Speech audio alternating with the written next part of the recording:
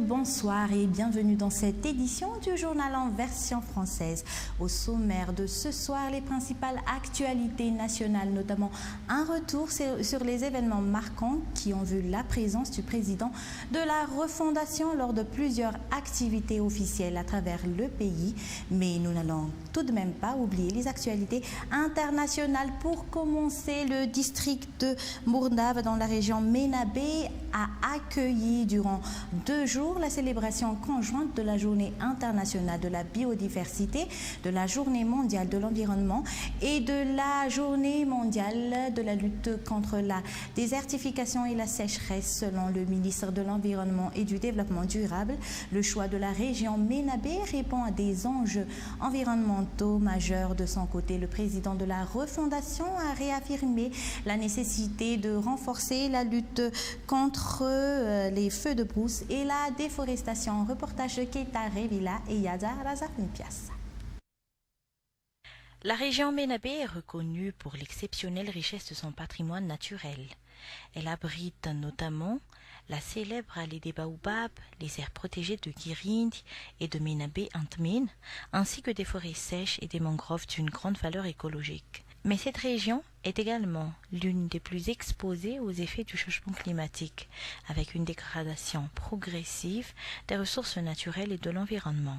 C'est précisément pour sensibiliser chacun à l'urgence de préserver et de restaurer ce patrimoine que Ménabé a été choisi pour accueillir cette triple célébration consacrée à l'environnement. La dégradation de l'environnement a de lourdes conséquences sur la production et sur l'économie, affirme le ministre de l'Environnement.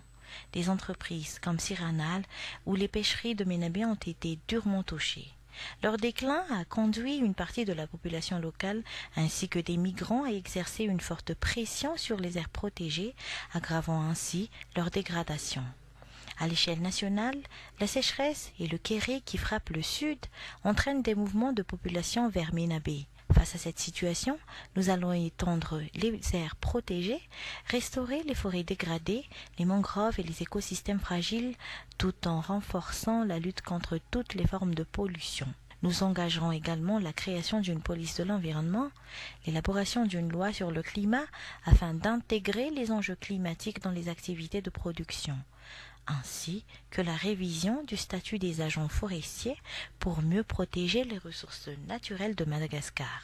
Le colonel Michael Rangianerin a appelé à réduire drastiquement, voire à éradiquer totalement, les pratiques de défrichement par le feu responsables de la destruction des forêts. Je vais vous dire quelque chose de simple, mais qui mérite d'être retenu.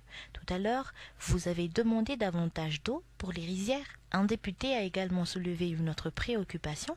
Le maire a alors expliqué que seule une faible partie des terres est encore irriguée, car les canaux sont aujourd'hui ensablés. Pourquoi en sommes-nous arrivés là? Parce que nous détruisons nos forêts. En coupant les arbres, les sols ne sont plus protégés. À chaque pluie, la terre est emportée et les sédiments viennent obstruer les cours d'eau et les canaux d'irrigation. C'est bien la réalité, n'est-ce pas? Alors, pourquoi continuons-nous à brûler les forêts? Les forêts protègent nos sols et préservent nos ressources en eau. Sans eau, que deviendrons-nous? C'est précisément pour cette raison que nous accordons une importance particulière à cette journée. Parmi les temps forts de cette célébration de la Journée mondiale de l'environnement, de la Journée internationale de la biodiversité et de la Journée mondiale de la lutte contre la désertification et la sécheresse, figure la remise de matériel, la distribution de distinctions honorifiques, ainsi que la signature de conventions de partenariat. Pour le ministre de l'Environnement et du Développement durable, ces actions illustrent une volonté de faire de la protection de l'environnement une réalité concrète fondée sur des réalisations tangibles plutôt que sur de simples déclarations. Le gouvernement poursuit ses efforts en faveur du développement, a déclaré le colonel Michael Rangianerin lors de son déplacement à Mourndave. À cette occasion, il a présenté un état d'avancement des projets en cours, des chantiers déjà engagés ainsi que des initiatives à venir. Toujours un reportage de Keita Revilla et Yadzala Safoumpias.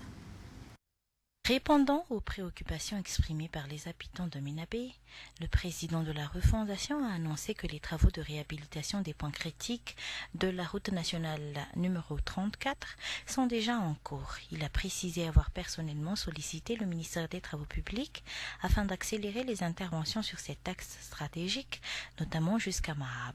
Concernant les routes allant de Mournave jusqu'à Bel et de Mournave à Mante, il a indiqué que les dossiers seront transmis au ministère compétent afin de permettre le lancement des travaux. Il a également invité les maires à préparer les devis et les dossiers techniques nécessaires afin que les projets puissent être instruits plus rapidement. Le responsable a par ailleurs rappelé que les travaux sur les routes nationales numéro 4 et numéro 7 progressent également, conformément aux engagements pris par les autorités. S'agissant des coupures d'électricité qui affectent régulièrement Mournave, il a annoncé que l'État prévoit à court terme l'installation d'une nouvelle unité de production d'une capacité de 500 kW afin d'améliorer l'approvisionnement en électricité. Selon lui, ces délestages sont principalement dus à des difficultés techniques alors que la production est actuellement assurée par une entreprise privée. Sur le plan de l'emploi, le projet Siranal a également été évoqué. Le financement de la première phase est désormais acquis. Celle-ci représente un investissement d'environ 70 millions de dollars et devrait générer de nombreux emplois, notamment au profit des jeunes. Cette première étape s'étendra sur une période de 18 à 24 mois. À l'occasion de la fête nationale, le président a également remis une aide financière de 50 millions d'ariars à la population de Ménabé. Des vivres, notamment du riz et de l'huile alimentaire, ainsi que des fauteuils roulants et des béquilles destinées aux personnes en situation de handicap ont également été distribués par l'intermédiaire du ministère de la Population. Et dans le cadre de la relance et de la modernisation du génie militaire, la deuxième vague d'engins lourds destinés aux travaux publics est arrivée cette semaine. Ces équipements acquis auprès d'une entreprise chinoise en complément de ceux déjà obtenus précédemment de la Russie permettent également au génie militaire de renforcer son appui à la population. La remise officielle de ces matériels aux forces armées malgaches a été effectuée par le président de la refondation au siège de la direction des infrastructures et de la logistique des services sous DILS à Sonéjana. Le génie militaire constitue un moyen privilégié pour rapprocher les forces armées de la population.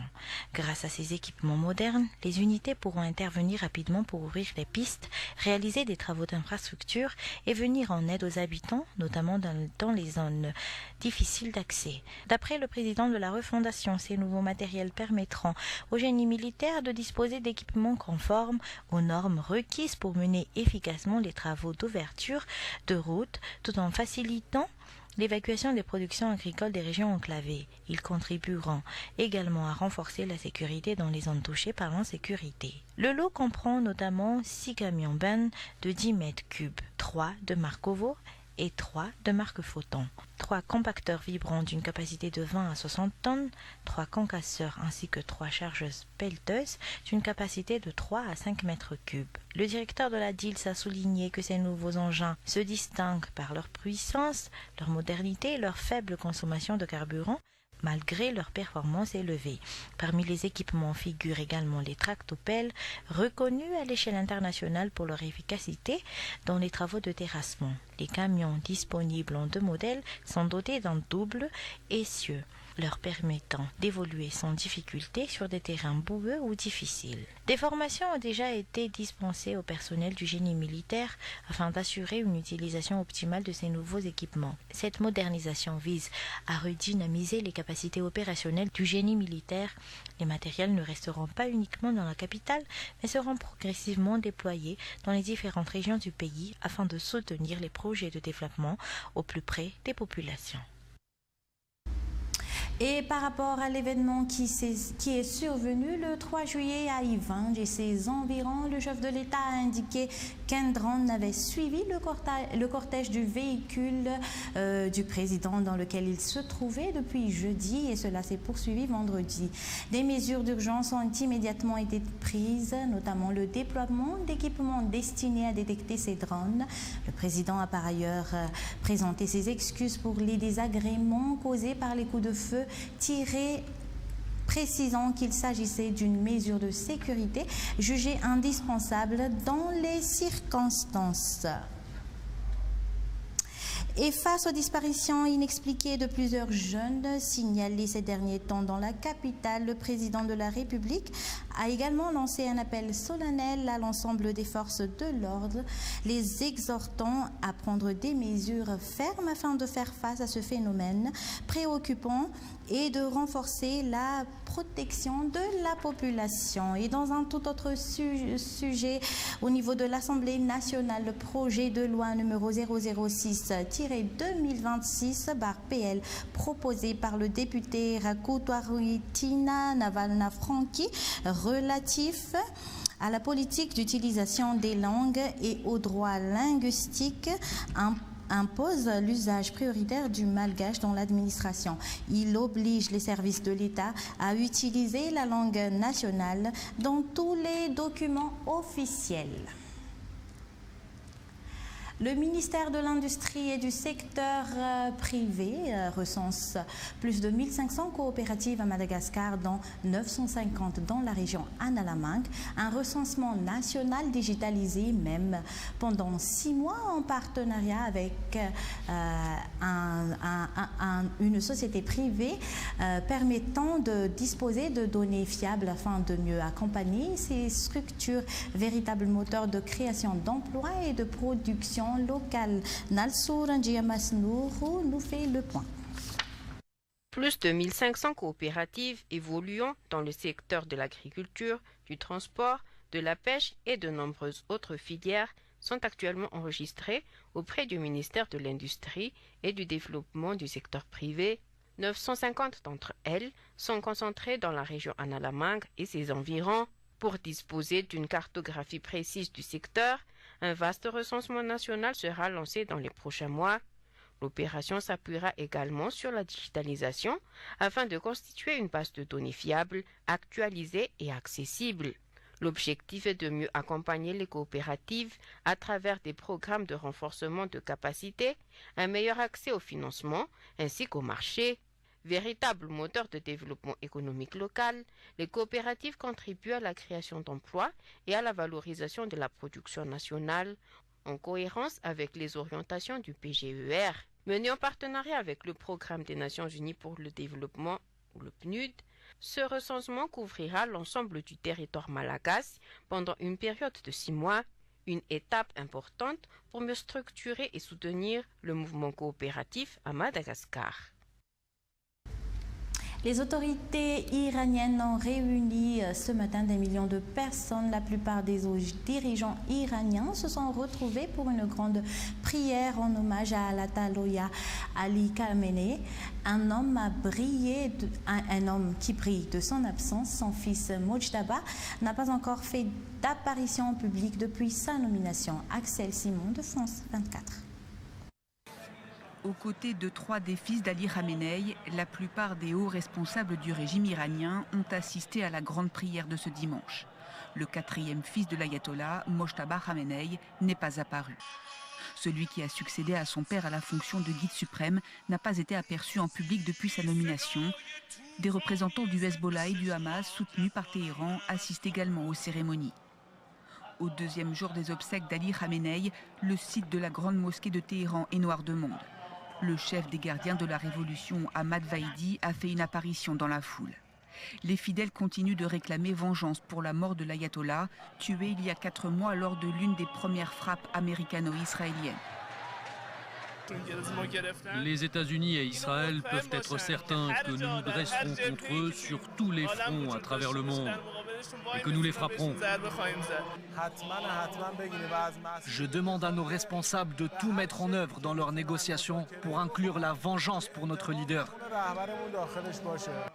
Une démonstration de force orchestrée par le régime iranien, symbole de défiance face aux ennemis de la République islamique, à l'extérieur comme à l'intérieur des frontières iraniennes. Alors que selon les autorités, plusieurs millions de personnes sont attendues tout au long des cérémonies, beaucoup d'Iraniens et d'opposants au régime ont quitté la ville, craignant pour leur sécurité, 6 mois après une nouvelle vague de contestation réprimée dans le sang. Le cercueil d'Ali Khamenei sera exposé jusqu'à une procession lundi dans les rues de la capitale et dans plusieurs villes saintes chiites en Iran, mais aussi en Irak. Il sera finalement enterré dans sa ville d'origine Mashhad. Ce sera jeudi prochain. Les États-Unis ont célébré hier l'anniversaire de leur indépendance. Des cortèges et des festivités ont été organisés à travers le pays, malgré de fortes chaleurs et des orages qui ont marqué la journée. L'événement, qui a pris des allures de campagne, a été largement dominé par la présence de Donald Trump, une situation peu habituelle dans la tradition de ces célébrations. Les détails. Feu d'artifice et show à l'américaine pour les 250 ans des États-Unis. Une journée de festivités ponctuée par un discours de Donald Trump. Ce pays est le foyer de la liberté, c'est la terre de la liberté et ce drapeau est l'étendard de la nation la plus extraordinaire, la plus exceptionnelle et la plus incroyable qui ait jamais existé à la surface de la terre. Et nous nous portons mieux aujourd'hui que jamais auparavant. Un discours qui aurait pu ne pas avoir lieu. Quelques heures plus tôt, les forces de l'ordre avaient ordonné l'évacuation des lieux en raison de la menace d'un violent orage. Mais certains Américains refusent de partir, provoquant des scènes de chaos. Dans l'après-midi, ils étaient des milliers rassemblés pour assister aux festivités, malgré une chaleur étouffante, avec une température avoisinant les 38 degrés. La chaleur ne va pas nous déranger. On veut être ici. Tout le monde veut être ici. Ce n'est pas un pays parfait, mais je suis fière d'être américaine. Je suis simplement ravie d'être ici. À New York, habitants et touristes étaient massés le long du front de mer pour observer un défilé de voiliers et le spectacle aérien au-dessus de la Statue de la Liberté, là aussi sous un soleil de plomb. Et pour clore ce journal, au Venezuela, les équipes de secours internationales poursuivent progressivement la recherche de survivants dans les décombres. Selon un dernier bilan, 3000 personnes ont perdu la vie dans ce double séisme qui a dévasté le nord du pays. Un bilan qui devrait considérablement s'alourdir, des dizaines de milliers de personnes étant toujours portées disparues. Estalin Vegas a tout perdu, sauf la vie. Depuis le double séisme, ce père de famille vit dans cette camionnette devant sa maison en ruine. Des décombres sous lesquels 3 de ses enfants ont perdu la vie. Aujourd'hui, il est presque sans espoir. J'aimerais qu'on m'aide réellement à résoudre le gros problème auquel je fais face en ce moment. Je ne veux pas aller dans un refuge pour y vivre difficilement tout en portant cette douleur. Pour l'instant, aller dans un refuge est trop difficile. Comme lui, des milliers de Vénézuéliens se retrouvent aujourd'hui sans abri. Plus d'une semaine après les secousses dévastatrices, l'espoir de retrouver des survivants est quasiment nul. Plusieurs équipes de secouristes venus d'autres pays préparent d'ailleurs leur départ. Mais dans les zones sinistrées, les secouristes locaux, eux, ne veulent pas baisser les bras. Non, je vais pas m'arrêter. J'ai des ampoules aux pieds. Je suis venu ici à pied parce que je viens de Punta de Mulatos, à environ 10 km. Mais je m'en fiche. Je ne vais pas m'arrêter tant que tout cela n'est pas terminé. Les autorités vénézuéliennes, elles, sont d'ores et déjà tournées vers la reconstruction. Ces architectes inspectent les bâtiments endommagés afin de statuer sur leur sécurité et mettre en place une réponse durable. Toutes ces analyses structurelles, ces analyses de sol et ces leçons que nous allons tirer de cette expérience vont nous permettre de définir des zones sismiques, d'établir une carte et de mettre en place de nouvelles normes. Au total, plus de 800 bâtiments sont sinistrés. Le nombre de disparus pourrait, lui, selon l'ONU, atteindre les 50 000. Fin de cette édition, merci de l'avoir suivi jusqu'au bout. Merci également à toute l'équipe technique pour son professionnalisme et qui nous a également aidé dans la bonne réalisation de la diffusion de ce journal. Yantar Goutmanana sera parmi vous dans le journal en version malagasy. Au revoir.